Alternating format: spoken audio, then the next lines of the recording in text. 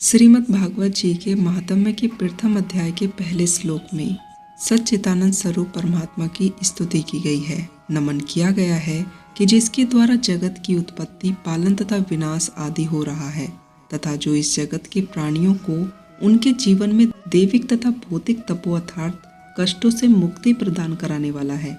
इस श्लोक में बताया गया है कि परमात्मा सच्चिदानंद स्वरूप है। अतः सत अर्थात परमात्मा नित्य है, साक्षात है, चित अर्थात शुद्ध चेतनीय स्वरूप तथा आनंद से परिपूर्ण है तथा वही परमात्मा जो इस संपूर्ण विश्व का, इस ब्रह्मांड का उत्पत्ति करता है, जो इस संपूर्ण विश्व का पालन करते हैं तथा नव सर्जन के लिए इस विश्व का विनाश करता है। उस परमात्मा श्री कृष्ण को हम सभी जीव नमन करते हैं। यहाँ श्री कृष्ण कहते हैं कि श्री अर्थात परमात्मा की शक्ति ही राधा रानी सहित परमात्मा प्रेम धारा कृष्ण को नमन किया गया है।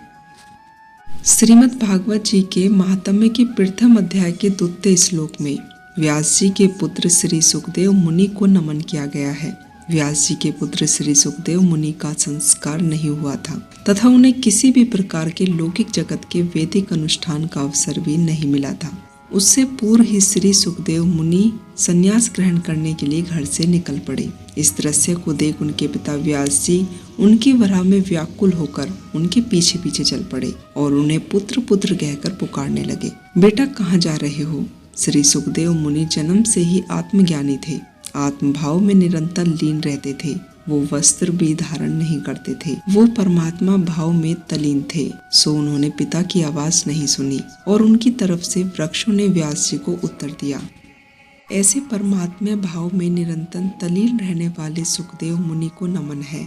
श्रीमद् भागवत जी के महात्म्य के प्रथम अध्याय के तृतीय श्लोक में वर्णित है कि एक बार भगवत अमृत का पान करने में अत्यंत ही प्रवीण शौनकादि मुनिजन नैमिषारण्य नामक ऋषियों की पवित्र तपोभूमि में एकत्रित हुए और मुख्य आसन पर आसीन श्री वेदव्यास जी के परम शिष्य श्री सूत जी महाराज को नमन कर रहे थे और उनसे निवेदन कर रहे थे कि श्रीमद् भागवत जी के महात्म्य के प्रथम अध्याय के चतुर्थ श्लोक में वर्णित है कि भागवत अनुरागी पुण्य आत्मा शौनकादि मुनिजन श्री वेदव्यास जी के परम शिष्य थे। सूत जी महाराज से प्रेम पूर्वक भाव से कह रहे हैं कि सूत जी महाराज, आप परम ज्ञानी हैं, आप श्री वेदव्यास जी के परम शिष्य हैं। आपका ज्ञान अज्ञान स्वरूपी अंधकार को समाप्त करने के लिए करोड़ों सूर्य के समान है। हम परमात्मा की आनंद में अमृत स्वरूप कथा रसायन का पान करना चाहते हैं। यहाँ एक बात विशेष ध्यान देने वाली है कि शौनक आदि ने परमात्मा के कथासार को रसायन कहा, अर्थात परमात्मा की कथामृत तरल है, द्रव्य रूप है, जिसे ग्रहण करने के लिए चबाना या खाना नहीं पड़ता, किसी भी प्रकार का उद्योग नहीं करना पड़ता। परमात्मा कथा अमृत रसायन है जो स्वयं कर्ण ग्रहण करने से धन्य हो जाते हैं। श्रीमद् भागवत जी के महात्म्य के प्रथम अध्याय के पंचम श्लोक में वर्णन है कि भगवत अनुरागी पुण्य आत्मा शौनकादि मुनिजन भी वेदव्यास जी के परम शिष्य श्री सूत जी महाराज से प्रेम पूर्वक भाव से कह रहे हैं कि हे सूत जी महाराज, भक्ति ज्ञान और वैराग्य से प्राप्त होने वाले परम विवेक की बुद्धि किस प्रकार की होती है तथा परमात्मा सच्चिदानंद विष्णु के अनुरागी भक्त वैष्णव जन किस प्रकार इस जगत की माया तथा मोह से मुक्ति की अवस्था प्राप्त करते हैं। इस श्लोक में यह स्पष्ट है कि परमात्मा की भक्ति में लीन रहने वाले श्री कृष्ण जनों को ज्ञान की उपलब्धि होती है तथा वह ज्ञान ही वैराग्य को घटित करता है। और इस सबसे उच्च श्रेणी की बात यह है कि भक्ति ज्ञान तथा वैराग्य से ऊपर भी एक अवस्था है जिसमें परमात्मा जन निरंतर परम विवेक की जागृत अवस्था में रहते हैं। यहाँ एक चीज यह स्पष्ट है कि परमात्मा प्रेमी वैष्णव जन माया के प्रभाव से मुक्त रहते हैं। शौनकाजी सूत जी महाराज से कह रहे हैं कि महाराज, वर्तमान समय में जब घोर कलयुग का प्रभाव हो चुका है, कलयुग के प्रभाव वंश अधिकाधिक जीवों का स्वभाव असुरी हो गया है, अर्थात जीवों के कलयुग के प्रभाव वंश प्रेम दया आदि का भाव हो चुका है और मनुष्य निरंतर कलेशों से आकृत होने को तत्पर रहता है। अपने स्वयं के लिए अशक्ति का वातावरण निर्मित करने में तत्पर रहता है। शौनक जी कह रहे हैं कि हे सूत जी, आप हमें ऐसा कोई साक्षात समाधान बताइए जिससे परमात्मा प्राप्ति के साथ साथ मनुष्य में परम पवित्रता भी स्थापित हो सके और परमात्मा कृष्ण की प्राप्ति भी हो सके। हमें ऐसा साधन बताइए। सूत जी, चिंतामणि सिर्फ उस सुख की उपलब्धि करा सकती है जो लौकिक है, अर्थात जो दर्शनीय है, जिसका अवलोकन किया जा सकता है, तथा कल्प वृक्ष अधिकाधिक भौतिक संपत्तियां प्रदान करा सकता है, जिससे स्वर्ग का सा सुख मिलता है। परंतु गुरु तो प्रश्न होने पर परमात्मा की प्राप्ति करा देते हैं और योगियों के लिए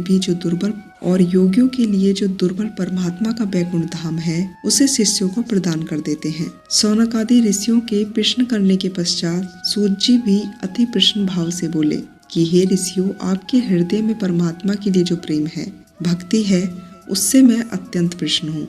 मैं अब तुम लोगों के सम्मुख उस परमात्मा के निष्काम सिद्धांत का वर्णन करता हूँ जिससे मनुष्य इस जगत के जन्म मरण के भय से मुक्त हो जाता है। परमात्मा के प्रति श्रद्धा भाव और समर्पण को निरंतर बढ़ाने वाला है, जिसके परिणाम स्वरूप परमात्मा श्री कृष्ण प्रसन्न होते हैं। मैं तुम्हें वह समाधान बता रहा हूँ, सावधान पूर्वक चित्त एकाग्र कर सुनो।